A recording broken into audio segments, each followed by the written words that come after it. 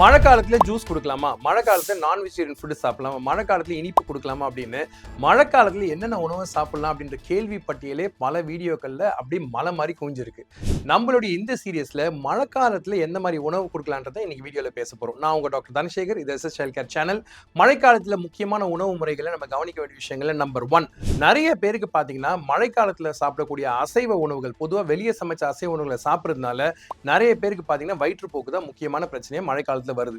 இதற்கான காரணம் என்னன்னு பாத்தீங்கன்னா 4 மணி நேரத்துக்கு மேல அசைவ உணவுகள்ல பாக்டீரியா வந்து அதிகமா வளர ஆரம்பிச்சதுனால 4 ஹவர்ஸ்க்குள்ள நீங்க கன்சியூம் பண்றது நல்லது. அதுவும் தயவு செய்து வீட்டுல நான் வெஜிடேரியன் ஃபுட்டை செஞ்சு சாப்பிடுங்க. இது முதல் விஷயம். ரெண்டாவது விஷயம், குழந்தைங்களுக்கு ஜூஸ் கொடுக்கலாமா அப்படின்னு. நான் எல்லா டைமும் என்னுடைய பழைய வீடியோஸ்ல போட்டிருக்க அதே மெசேஜ் தான். பல் இருக்கு, வயிறு இருக்கு, குடல் இருக்கு, அதை சாப்பிட்றதுக்கு தான் கடவுள் படைச்சிருக்காரு, குடிக்கிறதுக்கு கிடையாது. ஜூஸ் அப்படின்றதே ஒரு எம்டி ஃபில்லர் தான் நான் எப்பவுமே சொல்லியிருக்கேன். எம்டி ஃபில்லர்ஸ்ல பாத்தீங்க அப்படின்னா வயிறு நிறைய தான் இந்த உணவு பயன்படுமே தவிர இது ஆக்சுவலா ஆரோக்கியத்துக்கோ உணவு செரிமானத்திற்கோ நாருக்கோ இது எந்த விதத்திலும் உபயோகம் கிடையாது. இது ரெண்டாவது விஷயம். ஸோ ஜூஸ் வேண்டாம்.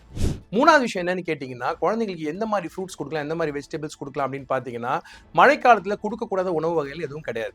பொதுவாகவே பார்த்தீங்கன்னா நம்ம ஊரில் மழைக்காலத்தில் பார்த்தீங்கன்னா எல்லாருமே விரும்பி சாப்பிடக்கூடிய ரோட்ல சைடில் பார்த்தீங்கன்னாலே ஆரோக்கியத்துக்கான கதவுகள் அங்கேயே திறந்துருது. என்ன சொல்ல வர அப்படின்னு கேட்டிங்கன்னா, ஆழ்வள்ளி கிழங்கு, சக்கரவள்ளி கிழங்கு, உருளைக்கிழங்கு, வேர்க்கடலை, சோளம், இந்த மாதிரி வந்து நிறைய நியூட்ரிஷியஸ் ஃபுட்ஸ் இருக்குது நம்ம ஊரில். இந்த மாதிரி ஃபுட்ஸ் மழை காலத்தில் ரொம்ப ரொம்ப சேஃப். இதை குழந்தைங்களுக்கு ஸ்நாக்ஸாக கொடுத்து பழகுனீங்க அப்படின்னா பேக்கெட் ஃபுட்ஸை தவிர எது வேணால் கொடுக்கலாங்கிறது தான் என்னுடைய வாதம் ப்ளஸ் என்னுடைய ப்ரெசன்டேஷன். நாலாவது விஷயம், உணவுகளை பொறுத்த வரைக்கும் வேறு எந்த மாதிரி சார் உணவு கொடுக்கலான்னு கேட்டிங்கன்னா, எப்போவுமே மழை காலத்தில் சூடாக இருக்கக்கூடிய உணவுகளை சாப்பிட்டோம் அப்படின்னா அது ரொம்ப ரொம்ப நல்லது. உடலுக்கும் சரி, மனதுக்கும் சரி, ப்ளஸ் குடலுக்கும் ரொம்ப இதமாக இருக்கக்கூடிய முக்கியமான உணவுகளில் இந்த சூடாக செய்யப்பட்ட உடனே பரிமாறக்கூடிய உணவுகள் நாலாவது விஷயம். தயவு செய்து கூட்டமான இடங்களை போகிற தவிருங்க.